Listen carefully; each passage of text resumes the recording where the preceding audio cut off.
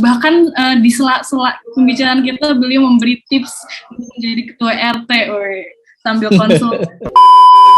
Akhirnya kita tidak menakuti, tapi mereka semakin hati-hati. Ketuanya dokter kali ya. Enggak sih. Kira-kira kapan nih mulai hybridnya? Pertanyaan berat nih dokter, maaf dulu.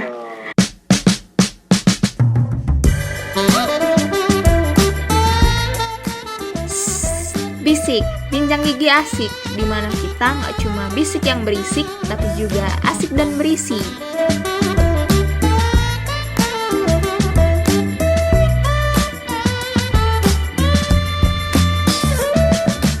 Hai, selamat datang kembali di podcast Bisik. Kalau pemain bulu tangkis tunggal namanya Ginting, kalau yang pasangan ganda putri Gracia dan Apriani, kalau yang nemenin di episode pertama Aing, kalau yang sekarang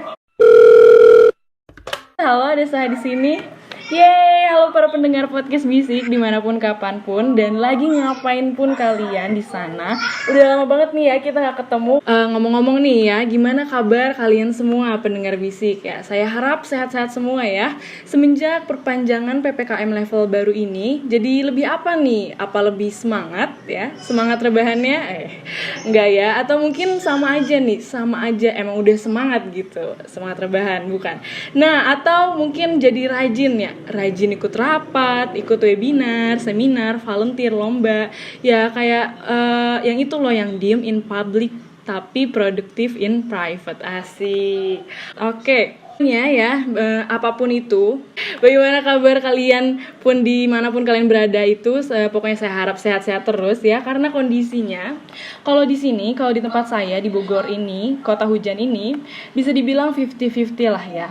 Jadi saya melihat ada yang makin ketat, tapi ada juga yang lupa sama prokesnya gitu. Jadi sedikit cerita, kemarin pas banget, saya baru keluar pas malming ya, berarti naik mobil satu keluarga untuk keperluan bulanan sama ya muter-muter aja gitu untuk menghilangkan penat, tapi gak turun kita. Nah jadi sedikit cerita, pas kita keluar itu, kita lagi muter-muter, terus kita lagi kayak asik nyanyi ke karaoke, kita kaget ternyata di Bogor ini banyak banget orang yang keluar ya pada malam saat itu, dan banyak juga yang nggak pakai masker segala macam. Dan kami kaget gitu, mungkin kalau kami udah tahu ya kami bakal bagi-bagiin masker kali ya, tapi mungkin kita juga nggak expect bakal kayak gitu. Kalau dari kejadian fenomena ini ada kekendoran dalam pelaksanaan prokes, terkhusus dari kesadarannya akan prokes itu sendiri. Nah, saya butuh nih reminder mungkin ya, atau sebuah insight baru nih dari sang ahlinya. Oke. Sekaligus kita bakal bahas tentang hal menarik ya, yaitu Satgas Covid yang mahasiswanya ini bisa daftar. Wih, asik banget tuh. Nah, kalau gitu kita sambut saja narasumber pada edisi podcast kali ini, dokter pengamat perkembangan COVID-19. Beliau juga sering menjadi pembicara dalam konferensi, seminar, webinar, dan lain-lain. Salah satunya ya yang saya tahu ya, beliau jadi pemateri dalam International Conference Brawijaya Dentistry yang kedua. Luar biasa sekali. Dan juga merupakan Ketua Satgas Covid FKGUB. Tanpa menunggu lama lagi, mari kita sambut yang terhormat Dr. Gigi Ega Lucida Chandra Kumala, spesialis periodontia. Halo Dr. Ega, selamat pagi. Assalamualaikum warahmatullahi wabarakatuh. Waalaikumsalam warahmatullahi wabarakatuh. Oke, gimana Dr. Ega, kabarnya baik? Alhamdulillah sehat, ini baru selesai olahraga. Luar biasa sekali, panutan sekali ya Dr. Ega ini, rajin olahraga. Bagaimana dokter, keluarga? Kabarnya baik dokter? Alhamdulillah sehat semua. Olahraga juga dokter, keluarganya? Ya, olahraga. Tapi kalau keluarga banyak kan di rumah. Saya olahraga di outdoor ya. Oh iya. Keren banget ya ini Dr. Ega dan sekeluarga, mantap sekali. Alhamdulillah ya. Nah dokter, saya izin menginformasikan sebentar dokter ya. Jadi podcast ini insya Allah akan kita siarkan di Spotify dan YouTube ya dokter. Nah kebetulan kita udah kedatangan mahasiswa baru tahun 2021 ya. Mungkin kita sapa dulu, halo FKGUB 21. Nah jadi pasti banyak nih yang masih belum kenal mungkin ya dokter, dan saya yakin dokter hatam betul ya. Bila tak kenal maka ta'aruf. Nah, boleh silakan dokter untuk memperkenalkan diri sekaligus menyapa pendengar bisik di rumah masing-masing kali ya dokter. Mungkin ceritakan juga nih sekarang lagi sibuk apa di rumah. Baik, silakan dokter. Ya, Assalamualaikum warahmatullahi wabarakatuh. Selamat pagi. Saya Dr. Ega Lusida Chandra Kumala, spesialis periodontia, dosen di Fakultas Kedokteran Gigi Universitas Brawijaya, Departemen Periodontia. Nanti adik-adik sekalian, mungkin kalau kuliah di FKG akan bertemu dengan saya baik di sarjana maupun di koas nanti. Oh, sarjana maupun koas. Ya, saat ini ngajar pertama, yang kedua praktek tetap di rumah sakit RSI Unisma Malang sama di rumah. Oke, luar biasa sekali dokter. Wah, berarti nanti ya kita mungkin bisa ketemu kalau misalnya offline ya dokter. Dan mungkin kalau di sarjana berarti itu di semester berapa tuh dok? Kita mungkin bisa bertemu. Kalau di sarjana biasanya di blok 7. Oh, blok 7. Oke, berarti tingkat blok 7 itu tingkat 2 ya berarti ya. Tingkat 2 ya. Oh iya. Semester 4 kalau nggak salah ya. Oh iya, semester. Oh iya benar. Oke, berarti saya masih belum nih dokter. Mungkin tahun ini kali ya dokter. Tahun kita ya tuh. Insya Allah ya. Kita biasanya di awal tahun sih. Kita dapat blok 7 itu di awal tahun. Nah. Oh, oke. Baik dokter, oke. Mungkin kita ini ya, sapaan perkenalannya luar biasa nih ya. Mungkin untuk teman-teman yang mendengarkan, kita bisa tahu nih kapan-kapan aja nih kita bisa bertemu Dokter Ega ini. Sehingga nanti kalau kita emang ketemu bisa disapa, oh Dokter Ega saya dengar podcast dokter loh, ya gitu. Mungkin bisa ya dokter ya disapa. Bisa, sangat bisa. Bisa banget. Oke. Nah, sebelumnya saya dari tim podcast BMFKG UB mau ngucapin terima kasih ya udah menyempatkan diri menghadiri podcast ini meski weekend di hari Minggu pagi hari. Terima kasih dokter, pagi-pagi di rumah kan ya dokter ya? Ya, alhamdulillah baru sampai rumah. Habis bersepeda. Sepedaan, mantap banget tuh. Nah, mungkin sebelumnya dokter rumahnya di mana ya? Mohon maaf. Saya di Bantaran Barat 4 nomor 26 di Malang, daerah Cenggiraya. Oh gitu di sana sama nggak dokter kondisinya kayak yang saya ceritakan tadi dok? Yang alhamdulillah kalau di lingkungan saya, kebetulan saya juga ketua RT di sini. Jadi di lingkungan saya ini cukup aware ya, dengan COVID-19 gitu. Jadi mereka cukup berhati-hati sekali, jarang keluar rumah juga mereka ini. Termasuk orang-orang yang jarang keluar rumah. Ketuanya dokter kali ya. Enggak sih, sebelumnya memang ini. Kita hanya memberikan pengetahuan, informasi-informasi, sehingga mereka lebih terbuka, open mind, dan lebih kadang-kadang mereka juga banyak yang konsultasi tentang COVID ini gitu. Akhirnya kita tidak menakuti, tapi mereka semakin hati-hati. Tidak menakuti, tapi mereka semakin hati-hati. Catat ya semua pendengar podcast bisik dimanapun kalian berada. Biasa sekali dokter Ega ini pagi-pagi sepedaan olahraga sekeluarga, jadi ketua RT, dan bahkan di sela-sela pembicaraan kita beliau memberi tips untuk menjadi ketua RT, sambil konsul juga mencakup segala macam nih ya dokter, luar biasa sekali, gak main-main memang ya tamu kita pada podcast kali ini. Oke. Itu mungkin kita lanjut saja ya dokter, banyak sekali tadi kita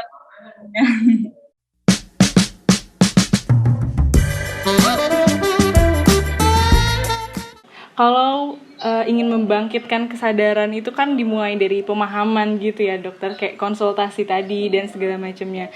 Nah menurut dokter ya, mungkin ini juga untuk pendengar bisik dimanapun mereka berada, khususnya yang berstatus mahasiswa UB ya. Saya izin tanya dulu dokter. Nah saya dengar ada tahun lalu informasinya tuh Juli kalau tidak salah dibentuk Satgas COVID ya, Satgas COVID Universitas Brawijaya ya, betul dokter? Juli.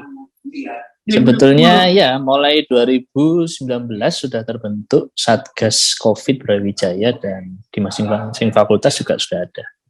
Oh, 2019. Sejak awal pandemi itu sebenarnya kita sudah antisipasi ya dengan membentuk Satgas. Ya. Pandemi 19 Maret ya sekitar. Ya sekali ya, berarti sangat gercep ya, udah sekitar 2 tahun ya berarti itu kan? Ya, sekitar 2 tahun. Sebenarnya memang komposisinya berubah-ubah. Oh gitu. Di beberapa fakultas ada perubahan. Ya, di tingkat pusat di UB juga ada beberapa perubahan. Dulu oleh perubahan banyak gitu ya, perubahan gitu. Oke, ternyata udah tanpa kita sadari ya, soalnya kita sebagai mahasiswa ya adem ayem ikut kuliah, pulang, selesai ujian segala macam. Ternyata di belakang sana dosen-dosen pada bergerak cepat, luar biasa sekali. Oke, berarti dokter Satgas COVID-19-nya itu dari Universitas Brawijaya itu satu kesatuan gitu ya, cuman dibagi-bagi per fakultas, apa bagaimana dokter? Ya, jadi ada Satgas COVID di Universitas Brawijaya, kemudian ada Satgas COVID di masing-masing fakultas. Nah, nanti Satgas COVID di masing-masing fakultas ini juga akan membackup Satgas COVID di UB gitu. Oh, bisa ya saling backup gitu. Wah, benar-benar luar biasa sekali. Ya, perpanjangan tangan dari Satgas COVID di UB. Ya. Oke, mengerti. Nah, mungkin kita lanjut ya dokter. Kalau gitu, saya izin bertanya nih dokter. Sebenarnya apa sih Satgas COVID gitu dan kenapa dibentuk gitu? Perannya sebenarnya apa sih dokter? Sedangkan kita sebenarnya kita udah lockdown gitu ya, jadi nggak ada yang ke UB juga segala macem. Kayak apa sih sebenarnya perannya Satgas ini? Kenapa dibentuk dan apa itu Satgas gitu? Mungkin dokter silahkan. Ya, jadi kalau tadi yang dibilang kita ini sudah lockdown, kenapa butuh Satgas kan gitu? Ya sebenarnya yang di lockdown itu kan UB, tapi penyebaran COVID ini kan tidak, epicentrumnya bukan di UB kan begitu. Jadi orang bisa terkena COVID di mana saja dia. Saya di UB di lockdown, tapi orangnya kan nggak di lockdown. Jadi dia masih bisa kemana-mana. Jadi masih bisa terpapar COVID dimanapun dia berada. Mau di pasar, mau di mall, mau di kafe, mau di jalan, bisa jadi kena. Nah gitu. Nah Satgas COVID UB itu tujuannya adalah untuk tugasnya adalah untuk men-tracing, men-testing, dan preventif gitu. Sehingga walaupun mereka kena dimanapun, mereka tidak sampai membawa itu ke UB, sehingga tingkat penyebarannya di UB juga tidak terlalu besar gitu. Kemudian di testing juga. Jadi ketika ada anggota sivitas kita di UB, baik itu dari mahasiswa, di dosen, ya bahkan sampai ke rektor pun akan di testing ya oleh Satgas dan akan di tracing jika memang ada kasus positif begitu. Itu fungsinya. Berarti namanya aja ya UB, tapi beliau tapi Satgas ini mencakup sama semua lingkungan yang ada di sekitar UB, tapi nggak cuma ngurusin mahasiswa UB aja gitu ya dokter? Ya, jadi dosen, ya utamanya sih di UB ya. Jadi dosen, kemudian tendik dan mahasiswa. Tapi dalam pelaksanaannya kan tidak menutup kemungkinan kita akan berkoordinasi dengan misalkan puskesmas sekitar tempat beliau tinggal ya, untuk mendapatkan pemantauan misalkan ketika dia isoman. Itu bisa saja terjadi. Tapi poinnya kan sebetulnya karena orang ini adalah sivitas dari UB, mahasiswa ini adalah sivitas dari UB, tapi dia tinggal di lingkungannya gitu. Jadi kita juga perlu untuk mengamankan lingkungannya gitu. Oh ya benar sekali. Luas juga ya dokter, gak cuman luas. Iya. Oke, mantap sekali ya, perannya benar-benar luar biasa ya. Dan saya merasa tersanjung untuk tahu hal seperti ini. Mungkin kita lanjut kali ya dok. Saya dengar-dengar Satgas COVID ini membuka pendaftaran dari mahasiswa, benar begitu dokter? Ya betul. Jadi ini yang di UB atau yang di fakultas ini? Yang di UB atau yang di fakultas? Boleh dokter, bebas, mungkin dua-duanya mungkin. Silakan dokter. Ya kalau yang di UB memang kita volunteer ya, sama dengan di fakultas juga sebetulnya volunteer. Tapi kita tidak membuka yang bebas open gitu, orang luar bisa mendaftar dan sebagainya, enggak. Ya kita punya berbagai macam keterbatasan ya. Tangan kita kan cuma 2 gitu, nggak mungkin mengatasi semuanya. Nah, karena itu kita perlu melibatkan. Jadi sebenarnya COVID ini bisa diatasi jika kita bergerak bersama, kita melangkah bersama, satu pemahaman, satu pemikiran, sehingga kita bisa mencegah dan kita bisa mengurangi ya penyebaran daripada COVID-19 ini. Gitu. Nah, oleh karena itu kita perlu bantuan dari mahasiswa ya, sebagai salah satu sivitas akademika ya. Karena memang mahasiswa kita sudah banyak sekali ya. Ya, kita juga punya dosen, punya pendidik. Kan tidak mungkin kita memantau semuanya. Oleh karena itu kita butuh bantuan, kita butuh kerjasama. Ya. Oleh karena itu kita melibatkan mahasiswa saat ini untuk bisa membantu kami di Satgas. Gitu. Berarti untuk meraih mahasiswanya juga ya supaya terkontrol juga ya dokter. Oke, berarti apa ada syaratnya dokter atau semuanya sebenarnya tidak ada syarat, mungkin dia harus dari fakultas kedokteran atau bagaimana dokter?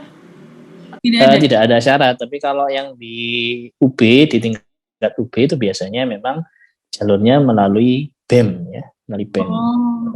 Melalui BEM UB, BEM IM ya, nanti dia akan mengajukan nama-nama ya, volunteer yang bisa digerakkan untuk membantu Satgas. Nah, di fakultas akhirnya saya di fakultas mengawali itu.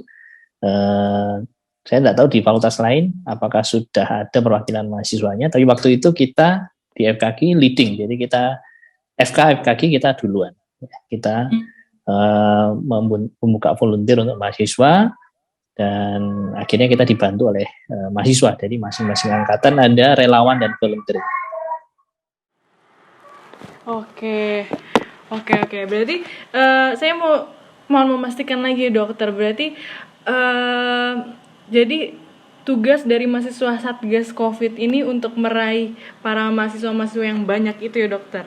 Berarti tugasnya untuk fokus ke para mahasiswa, bukan sivitas, bukan yang lainnya gitu ya dokter. Ya, jadi kita sistemnya adalah memfokuskan dia di lingkungannya sendiri ya. Lingkungannya sendiri mana ya mahasiswa gitu. Nanti untuk dosen biar ada tugasnya sendiri, untuk tendik juga ada petugasnya sendiri. Luar biasa sekali. Berarti benar-benar terstruktur rapi gitu ya dokter. Luar biasa sekali. Berarti kalau misalnya yang mahasiswa nih, berarti program kerjanya pasti berbeda dengan dosen dan yang lainnya kan ya dokter? Yang mahasiswa ya? Iya, program kerjanya. Nah, berarti kalau mahasiswa sama saja. Sebetulnya sama. Jadi kalau ini kan sebetulnya tim Satgas ya. Jadi tim Satgas itu sebenarnya tidak punya program kerja, karena kita akan mengatasi pandemi yang kita sendiri nggak tahu ya kedepannya seperti apa. Kita berharap segera selesai. Kalau selesai kan kita bubar dengan sendirinya tim ini gitu. Artinya kita asif ya. Ya dengan pandemi ini sudah selesai, sudah pergi gitu ya. Jadi tapi nggak mungkin pergi lah. Tapi kita bisa hidup bersama dengan virus COVID-19 ini dan tidak membahayakan. Nah, sebetulnya itu. Jadi fungsi dari Satgas di mahasiswa ini sebetulnya sama dengan Satgas kami di secara keseluruhan ya. Yaitu 3 tadi itu, tracing, testing, dan preventif gitu. Tapi hanya kadarnya saja yang berbeda. Gitu. Misalkan testingnya sampai mana, kan tidak mungkin dia hanya biasanya melaporkan ke kami di tim Satgas, kemudian kami yang menindaklanjuti ya. Jika memang ada kasus, apakah dibantu testingnya ya dengan kita punya beberapa kerjasama ya dengan Poli UB, dengan RSUB, di sana bisa PCR, di sana bisa tes antigen. Nah, itu yang bisa kita bantu seperti itu. Gitu. Nah, kemudian tracing mungkin juga tidak kadarnya saja yang tidak sama dengan yang Satgas FKG ya. Misalkan tracing dia bisa membantu kami sampai kontak eratnya dengan siapa saja, kemudian rumahnya di mana, apa yang dibutuhkan gitu. Nah, kami nanti menindaklanjuti dengan memenuhi misalkan apa yang dibutuhkan ya. Kayak seperti kemarin ada mahasiswa kita yang positif. Nah, itu dibantu oleh tim Satgas. Tadi tim Satgas di FKG ada 2, Satgas di sarjana maupun di profesi ya. Jadi sendiri-sendiri. Gitu. Ada timnya sendiri-sendiri. Nah, kemarin ada yang terpapar, kemudian sesak nafas juga di sini di Malang, di kos-kosan ya. Akhirnya kita kirimkan tabung oksigen ke rumahnya. Dan itu cukup membantu, alhamdulillah sekarang sudah sembuh gitu. Nah, kita juga bersyukur dia sudah bisa sembuh. Nah, itu salah satu fungsinya seperti itu, Dek. Oke, luar biasa, alhamdulillah. Itu dari mahasiswa dokter yang dikirimkan tabung sampai. Iya, ya. Jadi mahasiswa kita dia lapor ke tim Satgas di mahasiswa, kemudian laporan masuk ke kita tracing kondisinya seperti apa. Nah, setelah kita tahu, kita petakan masalahnya, dia kebutuhannya apa, dan kemudian kita kirimkan. Gitu. Oh, berarti tinggal lapor aja ya ke petugas Satgas COVID yang mahasiswanya, nanti mahasiswanya ya, betul. Nah, lagi baru langsung ditindak gitu ya, dokter? Iya, betul. Nah, kecuali kalau posisinya mahasiswa kita ada di luar kota, nah itu agak susah. Iya. Oh, tapi prosesnya prosesnya hampir sama. Kita nanti, tapi koordinasi penanganannya mungkin tidak cepat dan semasif yang ada di Malang gitu. Kalau dia di luar Malang, kita paling banter hanya koordinasi dengan sekitarnya ya, gitu. Misalkan puskesmas atau fasilitas kesehatan di sekitarnya. Oke, berarti nggak memungkinkan, nggak harus orang Malang ya untuk jadi Satgas COVID yang dari mahasiswanya ini, dokter? Benar? Iya, tidak harus. Ya, tidak harus. Oh, jadi dia bisa ngebantu sekitarnya gitu ya, bisa bertugas untuk di tempat dia tinggal dan sekitarnya. Oke, berarti untuk kalau misalnya ada yang positif, itu apakah bisa kita yang langsung lapor, atau mungkin teman yang lapor, atau harus ada tanda tangan orang tua segala macam, atau lapor aja langsung, atau bagaimana, dokter? Kalau misalkan ada yang positif memang ya itu bisa langsung lapor ke kontak dari Satgas mahasiswa. Jadi Satgas kita ada yang untuk dosen dan TND, ada yang mahasiswa. Kalau mahasiswa kebetulan langsung ke saya atau ke Bu Elisa. Kalau dosen biasanya ke Dr. Lukman atau ke ke Bu Elo gitu. Nah, kalau mahasiswa biasanya bisa langsung masuk ke saya atau Bu Elisa, atau mungkin bisa melalui perpanjangan tangan kami, jadi di masing-masing koordinator Satgasnya. Kadang kan mahasiswa ada yang takut, ada yang nggak nyaman langsung lapor ke dosen kan gitu kan. Nah, dia bisa lapor ke temennya yang di Satgas mahasiswa tadi itu. Nah, nanti dari Satgas mahasiswa pasti datanya akan dilaporkan ke kami. Nah, terus bisa kami tindak lanjuti. Bener sih, maksudnya terkadang kita untuk WA dosen aja takut gitu, apalagi kalau belum ketemu sama sekali ya, dokter. Bagus kayak jadi ada perpanjangan tangan ya. Oke, luar biasa.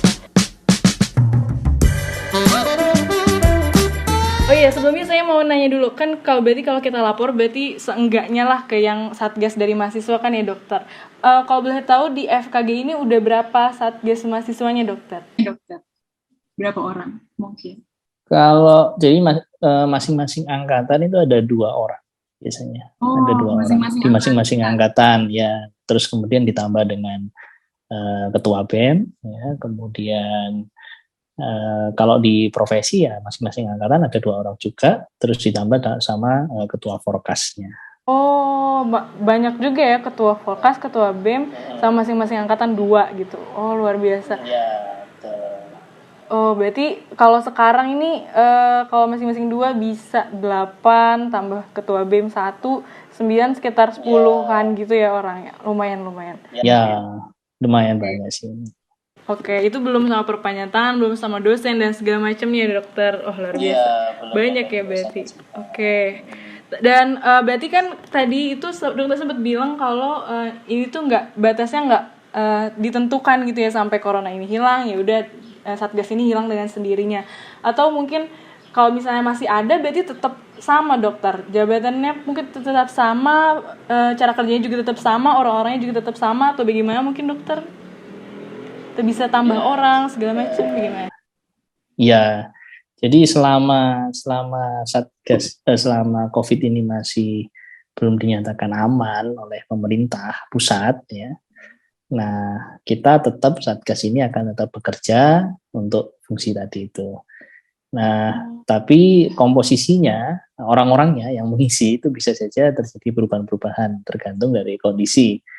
Ya, misalkan dosen nih misalkan ya, ada yang sakit, ada yang sedang ditugaskan yang lain, sehingga ada perubahan dari komposisi ketua Satgas maupun anggota Satgasnya.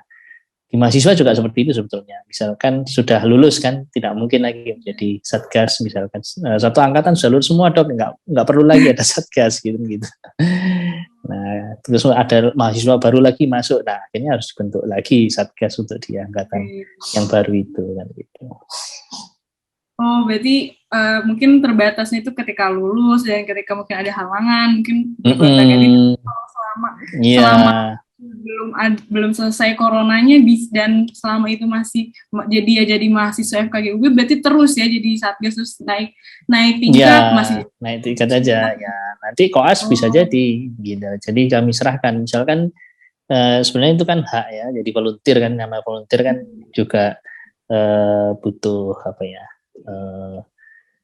Kemauannya gitu. Jadi kalau misalkan memang dia menolak ya enggak apa-apa, silakan digantikan temannya gitu aja. Oh, bisa berarti di tengah-tengah bisa, aduh saya merasa sudah tidak sanggup nih, saya mengundurkan diri. Ya, enggak apa-apa.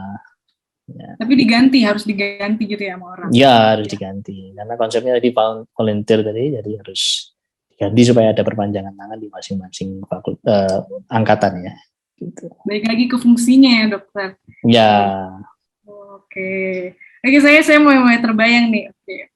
Berarti masa jabatannya fleksibel ya berarti jatuhnya dokter dan. Ya untuk saat ini sih sebetulnya kalau tim Satgas Fakultas itu ya tiap tahun nanti surat tugasnya akan diperbarui tiap tahun. Oh, tiap tahun. Oke, berarti dia mungkin beda. Maksudnya kadang orang saat dengar Satgas COVID, oh mungkin mereka langsung bayangin kayak yang ada prokernya, ada masa jabatannya, dan sekitar kayak misalnya 1 semester segala macam program kerjanya apa. Berarti ini enggak gitu ya dokter ya? Ini lebih langsung terjun langsung dan lebih realistis gitu. Ya, kecuali untuk preventif tadi ya, misalkan ada kasus-kasus misalkan ini ada mahasiswa baru nih mau masuk kan gitu, atau ada mahasiswa yang mau ujian nasional nih gitu, ada mahasiswa yang mau luring nih gitu, gimana ini mekanismenya, itu kita baru susun gitu rencana planningnya, ya SOP-nya seperti apa, fasilitas yang digunakan apa aja gitu. Ya. Jadi itu yang paling difokuskan kali ya, yang semuanya harus terjun dan segala macam. Oke. Baik dokter, luar biasa keren banget. Dan ini saya mau ada pertanyaan, tapi ini pertanyaan dari saya sendiri, sebenarnya nggak ada di list. Tapi saya penasaran juga, nggak apa-apa ya dokter. Ya, jadi misalnya kita jadi Satgas nih, kita sudah daftar, kita diterima, oke. Tapi tiba-tiba di tengah jalan kita positif. Apakah kalau kita positif berarti kita nggak bisa jadi Satgas atau bagaimana? Atau langsung keluar dari Satgas karena kita terlanjur positif? Soalnya kan testing preventif segala macamnya itu kita nggak bisa ngelakuin sendiri kan, kita butuh orang. Nah itu bagaimana dokter? Ya, kalau seperti saya kemarin ya, saya beberapa minggu yang lalu, beberapa pekan yang lalu juga positif COVID ya, saya isoman. Waktu itu fungsi dan tugas saya digantikan oleh Dr. Lukman. Nah, setelah saya kembali, fungsi dan tugas ya dikembalikan ke saya lagi. Jadi mungkin nanti fleksibilitasnya seperti itu aja, iya. Fleksibilitasnya seperti itu. Saya mikir kalau positif berarti kan kita ngurus orang, kalau positif kita nggak bisa ngurus orang gitu ya dok. Ya. Berarti mungkin kali yang nggak dibolehin lagi. Sebenarnya kita juga nggak ngurus ya, maksudnya kita nggak melakukan treatment kan. Tadi kan saya katakan tracing, testing, dan preventif. Kita nggak melakukan treatment kepada orang-orang yang terpapar tadi itu ya. Jadi treatment itu kita serahkan, kita koordinasikan dengan fasilitas kesehatan di sekitarnya. Gitu. Kalau dia memang di Malang, kita bantu, misalkan puskesmas gitu ya. Nanti akan dikirim obat-obatan dari puskesmas atau dari rumah sakit gitu. Terus kemudian bantuan logistik mungkin kita kirimkan bantuan logistik gitu ke rumahnya, termasuk yang tadi itu bantuan oksigen misalkan ya, kita apa yang kita punya kita kirimkan. Tapi kita tidak melakukan treatment sebetulnya gitu. Aman ya, maksudnya masih jadi satgas lagi pun nggak masalah gitu. Oke.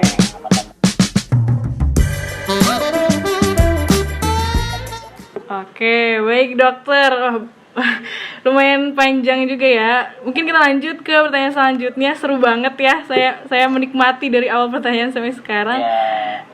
Ini mungkin pertanyaannya mewakili banyak mahasiswa ya. Mahasiswa juga penasaran kalau misalnya mendengar ada satgas nih FKG UB. Mungkin yang dipertanyakan selain yang tadi harus lapor kemana, bagaimana program kerjanya, seberapa lama jabatannya, mungkin mereka akan terpikir pertanyaan ini juga, apakah memfasilitasi bantuan isoman dan vaksinasi. Mungkin ini termasuk dari yang 3 tadi yang testing, tracing sama preventif. Nah itu bagaimana dokter? Isoman dan vaksinasi. Bantuan ke isoman ya. Tadi ya yang saya sebutkan tadi ya. Jadi kita pantau kondisi kesehatannya. Kemudian kita pantau juga mahasiswa ini ada di mana. Kemudian apa yang sudah dia lakukan. Kemudian kebutuhan apa yang belum terpenuhi gitu. Nah, seandainya memang dia membutuhkan bantuan dari fakultas, maka fakultas Satgas akan mengkoordinasikan dengan di fakultas kita pasien kepada mahasiswa kita atau yang terpapar tadi, baik itu dosen maupun teknik maupun mahasiswa. Nah, kemudian untuk vaksin tadi, vaksin itu juga kita fasilitasi ya, kita bantu vaksin untuk mahasiswa. Ini alhamdulillah semua koas kita yang sudah bekerja di secara luring kemarin sudah tervaksin semua gitu. Dan tinggal nanti mahasiswa yang sarjana. Nah, mahasiswa yang sarjana itu memang kemarin rencana akan divaksin, cuman kita mengalami kesusahan karena ada beberapa, sebagian besar karena online, jadi sebagian besar ada yang di luar kota gitu. Nah, karena di luar kota kesusahan kami adalah dia tidak bisa melakukan perjalanan ke Malang untuk sementara waktu ini kan gitu, sehingga belum direncanakan vaksin untuk yang sarjana. Tapi kemarin beberapa pekan lalu ya, 2 pekan lalu atau pekan lalu itu kita sudah vaksin untuk mahasiswa yang sarjana itu yang ada di Malang gitu. Sempat ada beredar suratnya, benar-benar. Surat beredar kan ya, itu surat. Nah, itu kita juga data, kemudian kita masukkan datanya ke universitas sehingga dia ikut dalam objek yang bisa divaksinasi. Oke. Berarti tapi nggak ada ya, misal kita disuruh isoman terus kayak ada ruangan khusus dari FKG UB untuk orang yang isoman gitu, enggak mungkin ya dokter kalau itu? Tetap isoman di rumah masing-masing. Kita fasilitasi kemarin. Oh, fasilitasi. Ya. Kita kemarin fasilitasi dengan kerjasama dengan RSUB. Dengan RSUB, jadi RSUB juga menyediakan fasilitas tempat isoman di RSUB gitu. Nah, cuman kendalanya memang kasus di bulan Juli Agustus ini memang kan jadi peningkatan atau lonjakan kasus yang luar biasa ya, sehingga memang kapasitasnya akhirnya tidak mencukupi gitu. Jadi penuh, baik untuk masyarakat umum di sekitarnya maupun dari sivitas UB juga tidak bisa terfasilitasi semuanya karena penuh tadi itu. Nah, kemarin akhirnya UB membuka tempat isolasi untuk pasien-pasien yang terpapar di UB yang di Dieng. Gitu. Jadi di sana ada rusunawa. Oh, kayak atlet Wisma mungkin ya, Wisma Atlet, aduh. Nah, seperti itu, seperti Wisma Atlet ya. Cuman memang untuk memenuhi persyaratan yang diizinkan untuk tempat isolasi kan harus koordinasi dengan baik Dinkes kota maupun dari pemerintah setempat gitu. Jadi memang kemarin belum diizinkan untuk beroperasional karena belum memenuhi persyaratan. Dianggap belum memenuhi persyaratan.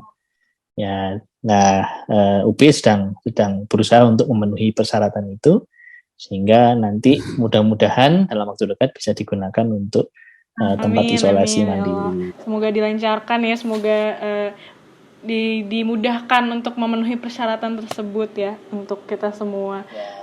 Oke, amin. Oh, berarti untuk orang yang bertanya tadi apakah memfasilitasi vaksinasi dan isoman, berarti jawabannya iya ya dokter ya? Iya, memfasilitasi iya. Tapi mungkin untuk batas kemarin kita laksanakan di Semantak Rida, jadi memang banyak. Oh iya. Ya. Banyak gitu ya dokter ya. Berarti udah berjalan banget ya dokter ya? Ya, sudah cukup berjalan sih vaksinasi ini. Karena mahasiswa juga yang saat ini berada di rumah masing-masing di berbagai daerah, itu juga ada juga yang sudah mendapatkan vaksin di tempatnya masing-masing gitu.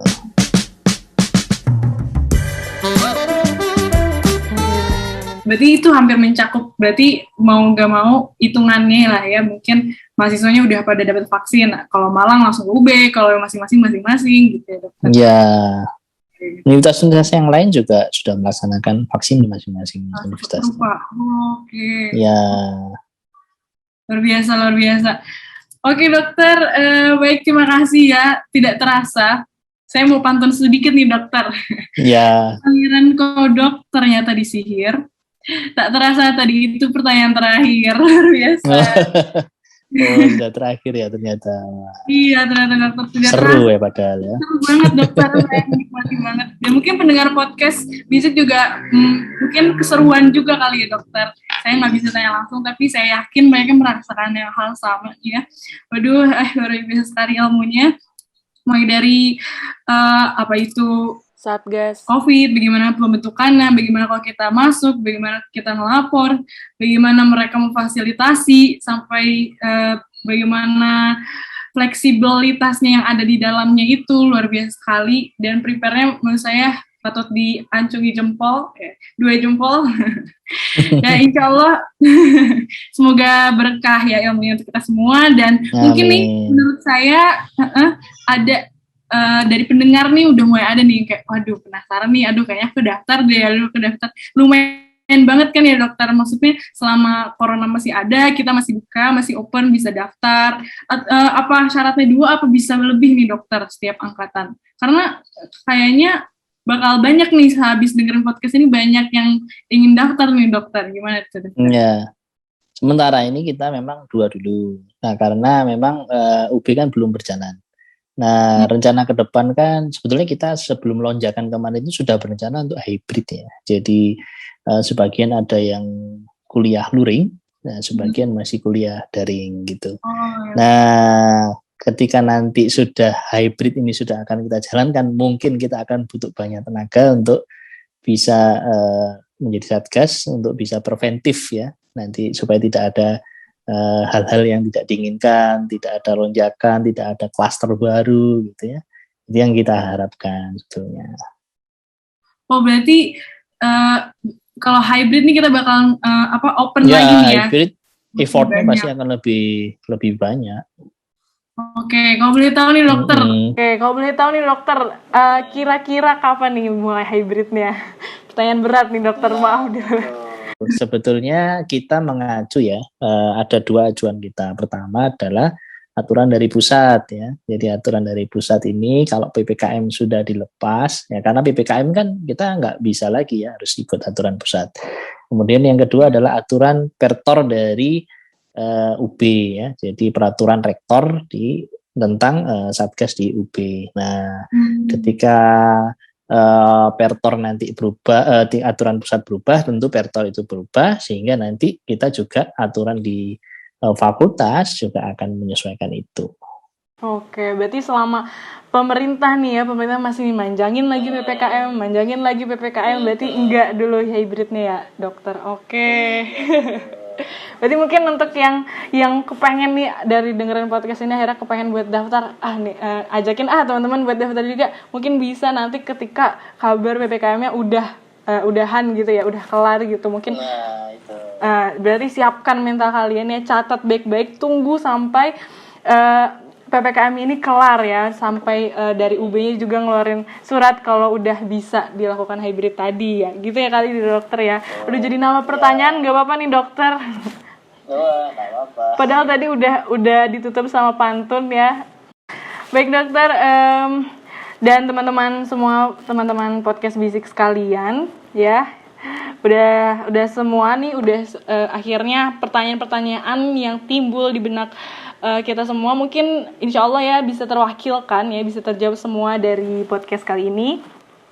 Dan untuk mahasiswa yang mau untuk daftar, ingat ya, catat lagi, gak apa-apa, tulis aja dulu, ajak dulu teman sebanyak-banyaknya, karena ini menjadi menurut saya ini bisa menjadi bentuk latihan kita kan, karena kita nih mahasiswa Fakultas Kedokteran Gigi gitu kan. Maksudnya di lubuk hati kita terdalam mungkin ada terpanggil kalau wah kita harus maju nih ke garda terdepan untuk Indonesia gitu. Ya, mungkin untuk para jiwa-jiwa yang terpanggil, asik, kita bisa gunakan ini untuk pengalaman. Nah mungkin sebelum kita lanjut dokter nih, ada kata-kata terakhir atau closing statement atau pesan untuk semua pendengar Bisik di seluruh Indonesia ya, seluruh Indonesia loh, luar biasa.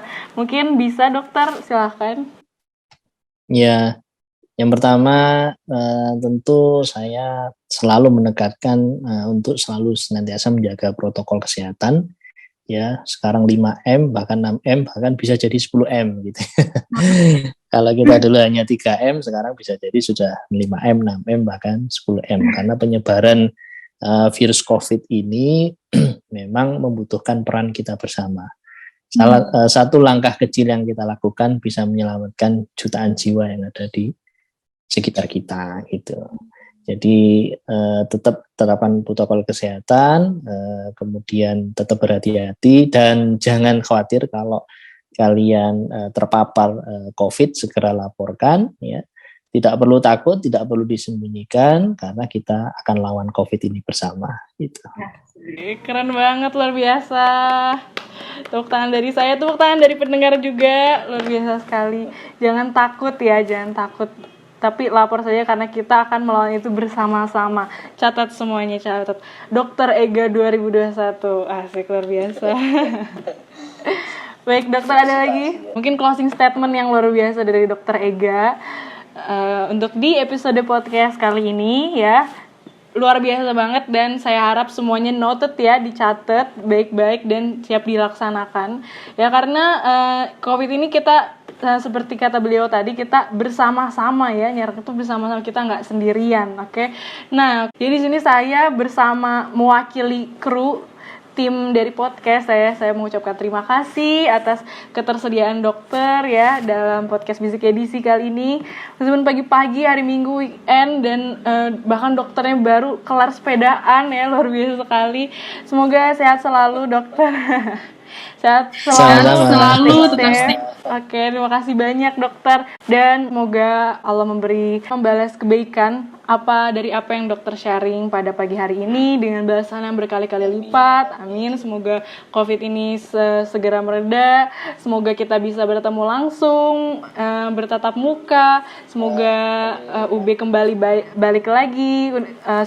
Jadi kita nggak ada lagi nih kangen-kangen sama kampus UB. Gak ada tuh yang waduh saya belum pernah nih ke kantin UB, saya belum pernah nih ke kamar mandi UB. Semoga dengan ini corona menjadi lebih cepat hilangnya, sehingga semuanya bisa kembali normal. Kita bisa SL secara langsung ya, katanya SL tuh seru banget kalau langsung ya dokter. Wah, sangat seru banget ya, saya melewatkan banyak SL yang tidak yang tidak offline ya. Jadi mungkin nangis-nangisnya ya sendirian. Mungkin kalau SL bareng-bareng nangis-nangisnya rame-rame kali ya, dokter ditemenin gitu segala macemnya. Dan beda banget ya kalau misalnya kita cuman bisa lihat foto-foto, kalau misalnya praktikum juga lihatnya gambar. Kalau di offline mungkin kita bisa langsung ke labnya segala macem, bisa lebih banget ya. Saya juga udah nggak sabar ya, semoga corona ini cepat hilang. Bismillah, insyaallah, amin.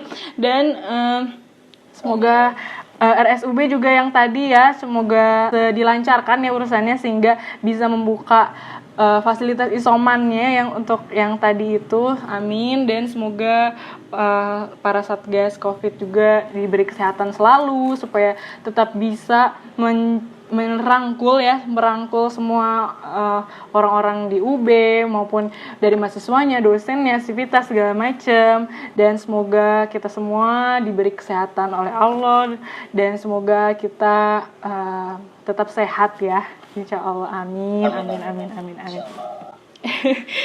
Panjang juga dokter ya doanya, mohon maaf.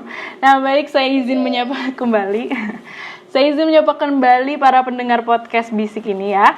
Gimana, udah dipikir-pikir nih mau ngajak siapa nih nanti buat diajakin jadi satgas. Kalau ada apa-apa boleh langsung dihubungin ke satgas COVID yang ada di angkatannya itu ya. Atau mungkin bisa langsung nih ke dokter Ega, karena wah dokter Ega kayaknya ramah banget, aku langsung aja deh ke dokter Ega gitu. Bisa ya dokter ya? Bisa. Bisa. Mungkin bisa sekalian juga. Dokter, saya habis dengerin podcast dokter, saya kebetulan positif. Jadi mungkin saya bisa kabarin infonya ke dokter aja, enggak apa-apa ya gitu. Enggak apa-apa. Dokter, dokter open wah. Luar biasa sekali. Biasanya kalau terpapar itu masuk laporan ke kami, juga saya telepon satu-satu biasanya. Oh, ditelepon nih dokter. Diajak ngobrol. Ya, karena kita harus pantau kondisinya, kesusahannya, ada efek psikologis yang tahun enggak gitu-gitu itu. Oh iya, itu berpengaruh banget ya untuk orang-orang yang positif ya. Sangat. Oh, benar-benar. Jadi bahkan kalian bisa langsung teleponan sama dokter Ega, luar biasa sekali. Kesempatan emas yang luar biasa dan insya Allah dokter Ega siap untuk membantu ya dokter ya. Insya Allah. Siap banget. Oke, mungkin udah seru banget ya. Gimana dokter, apa kita perlu bikin lagi untuk selanjutnya?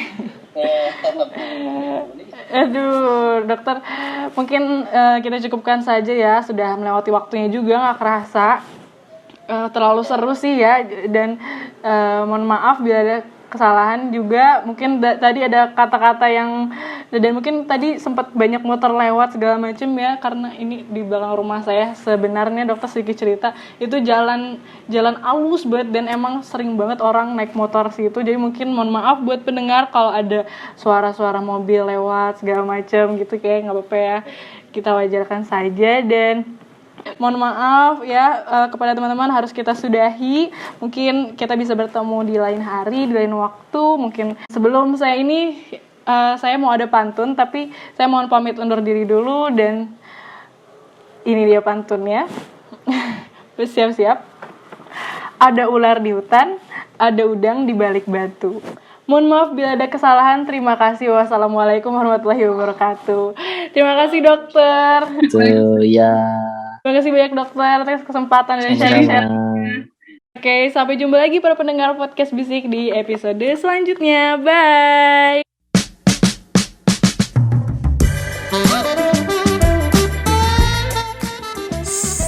Bisik, bincang gigi asik, di mana kita nggak cuma bisik yang berisik, tapi juga asik dan berisi.